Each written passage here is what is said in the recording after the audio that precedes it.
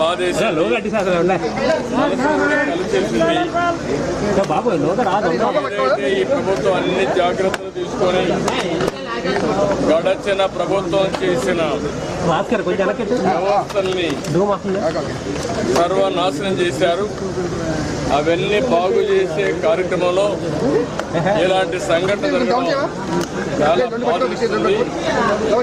అయితే ఈ సంఘటన వల్ల దగ్గర 17 మంది చనిపోయారు, 36 మంది దెబ్బలు తగిలాయి, 10 మందికి మేజర్ దెబ్బలున్నాయి, 26 మందికి మైనర్ అయినాయి.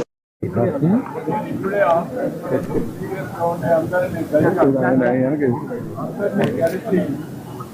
వాళ్ళతో మాట్లాడాను. ఇంకో పక్క 57 మందికి బల్స్ కూడా ఉన్నాయి. 57 ఒక అతనైతే 57% మంది మాట్లాడాను. చాలా ధైర్యంగా ఉన్నాడు. నేను డాక్టర్స్ పర్వాలేదు,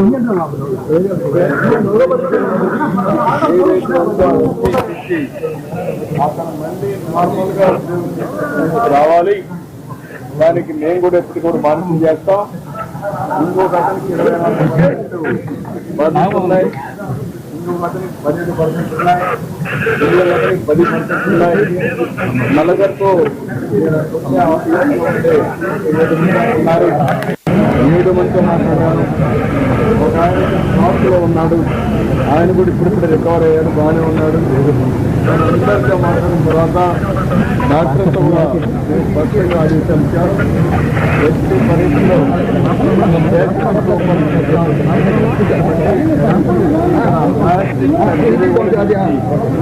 ఎక్కడ కూడా చేసే బాగా ఉంచుకోమన్నారు. అన్ని విధాలా మానిటర్ చేస్తున్నాం. చాలా దురదృష్టకరమైన సంఘటన. దీనికోసం చనిపోయిన కొంతవరకు రూపాయలు ఇస్తున్నాం. అదే సమయంలో సీరియస్ గా ఇంజనీర్ జరిగిన వారికి 50 లక్షలు ఇస్తున్నాం. మైనర్ ఇన్సూరెన్స్ 25 లక్షలు ఇస్తున్నాం. ఏ మాత్రం కూడా ఎవ్వరికీ ఇబ్బంది లేకుండా ఆ కుటుంబాన్ని ఆదుకునే బాధ్యత కూడా తీసుకుంటాం. విశాఖపట్నం నాకు మనసుకు దగ్గరైన స్థితి. 2 రోజులు ఏ విధంగా చేసామో మీరు అందరూ చూశారు. ఎప్పుడూ ఒక మంచి పని తీసుకునే స్థితి. ఇలాంటి స్థితిలో నేను మొత్తం ఈ యొక్క సేఫ్టీ మెజర్స్ విశ్వాసం చేయాలి. భవిష్యత్తులో ఎలాంటి సంఘటన జరగకూడదని ఆలోచించే సమయంలో ఒక దురదృష్టకరమైన సంఘటన, బాధాకరమైన సంఘటన జరిగింది.